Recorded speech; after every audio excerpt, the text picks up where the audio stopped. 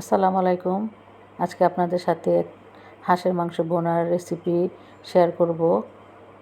তো আমার এই রেসিপিটা ফলো করে যদি আপনারা হাঁসের মাংসটা ভুনা করেন তাহলে যে খেয়েও আপনার এই রান্না খেয়ে বলবে অসাধারণ। তো হাঁসের মাংস অনেকে খেতে চায় না, একটা গন্ধ থাকে। আপনারা যদি আমার এই রেসিপিটা পুরোটা ফলো করে রান্না করেন তাহলে আপনারা হাঁসের মাংসে কোনো গন্ধ থাকবে না। একটি মজাদার হাঁস ভুনা রান্না করতে পারবেন আমার এই রেসিপিটা দেখে। তো চলুন রেসিপিটা দেখে নিই।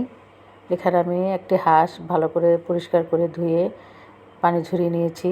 এখন আমি রান্না শুরু করব। তো রান্না করার জন্য চুলায় আমি একটি প্যান বসিয়ে দিয়েছি।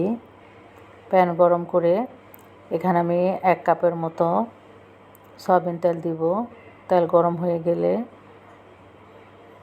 আমি প্রথমে গরম মশলা দিব। এখানে এলাচ, দারচিনি, লং, তেজপাতা আর গোলমরিচ দিয়েছি 5-6টার মতো দিয়ে এখন আমি পেঁয়াজ কুচি দিব 1 কাপের মতো দিয়ে 2-3 মিনিটের মতো আমি পেঁয়াজগুলিকে ভেজে নেব। পেঁয়াজগুলি 2 মিনিট ভেজে প্রথমে আমি 2 টেবিল চামচের মতো পেঁয়াজ বাটা দিব।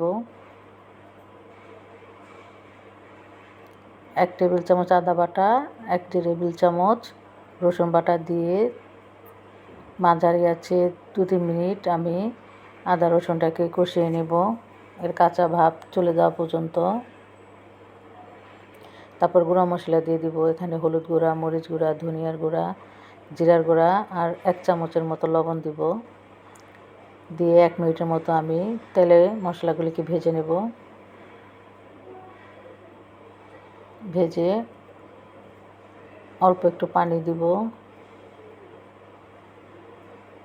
দিয়ে নেড়ে চেড়ে আমি 3 থেকে 4 মিনিটের মতো মশলাটাকে খুব ভালো করে কষিয়ে নেব। এই মশলাটা যত ভালো করে কষাবেন তরকারির টেস্টও তত ভালো আসবে।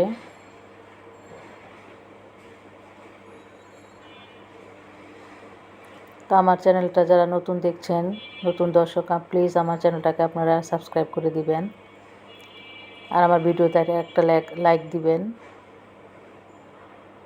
3-4 মিনিটের মতো মশলাটা কষিয়ে নিয়েছি। এখন আমি হাঁসের মাংসটা দিয়ে দিচ্ছি। দিয়ে নেড়ে চেড়ে খুব ভালো করে মাংসটাকে মশলার সাথে মিশিয়ে দিচ্ছি।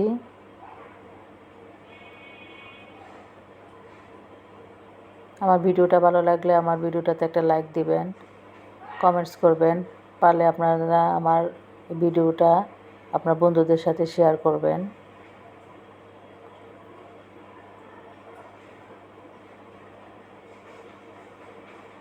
আপনারা কারা কারা হাঁসের মাংস পছন্দ করেন প্লিজ কমেন্টসে জানিয়েন। আর আমার রেসিপিটা ফলো করে আপনারা রান্না করে আমাকে জানাবেন কেমন হয়েছিল। তো 2-3 মিনিট নেড়ে চেড়ে পরিমাণ মতো পানি দিয়ে ঢেকে আমি 20 মিনিটের মতো মাংসটাকে কষিয়ে নেব। তো 10 মিনিট পর আমি ঢাকনা খুলে একটু নেড়ে দিচ্ছি।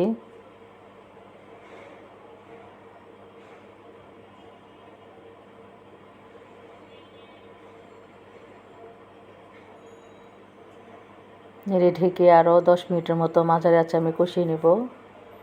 10 মিনিট পর আমি ঢাকনা খুলে নেড়ে দিচ্ছি। 20 মিনিটের মতো কষিয়েছি। এখন ঝোলের জন্য পরিমাণ মতো পানি দিব।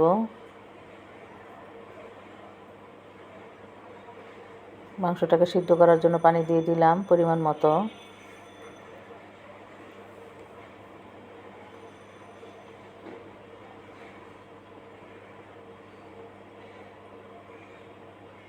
দিয়ে আরও 1 চামচের মতো লবণ আমি দিয়ে দিচ্ছি। দিয়ে হালকা একটু নেড়ে ঢেকে আমি 35 থেকে 40 মিনিটের মতো মাঝারি আঁচে রান্না করব। 10 মিনিট পর ঢাকনা খুলে নেড়ে দিচ্ছি। হাঁসের মাংসটা অন্যান্য মাংসের তুলনায় একটু সময় বেশি লাগে সিদ্ধ হতে। হাঁসের মাংসটা সাধারণত একটু শক্ত থাকে, সময় একটু বেশি লাগে।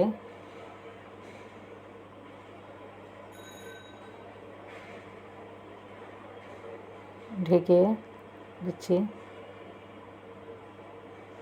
তো 10 মিনিট পর ঢাকনা খুলে আমি 1 চামচের মতো গরম মশলা দিয়ে ঢেকে দিচ্ছি। 10 মিনিট পর ঢাকনা খুলে আমি 6-7টার মতো কাঁচামরিচ দিয়ে দিলাম।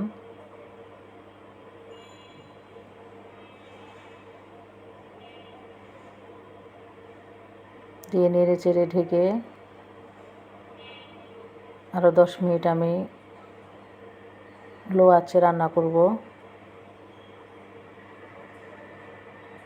ঢাকনা খুলে দিলাম। ঝোলটা প্রায় শুকিয়ে গেছে। ঝোল রাখবো না, ভুনা ভুনা করবো যেহেতু। মাংসটাও সিদ্ধ হয়ে গেছে এর মধ্যে।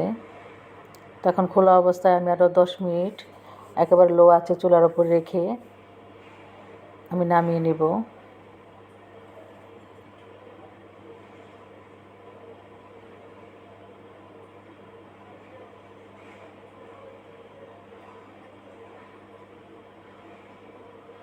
ঝোল পুরোপুরি শুকিয়ে গেছে, তেল উপরে চলে আসছে।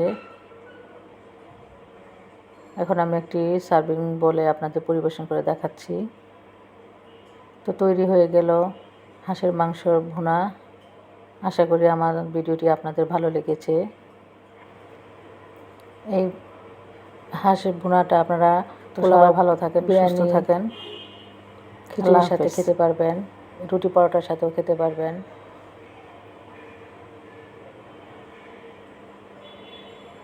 তো সবাই ভালো থাকেন, সুস্থ থাকেন।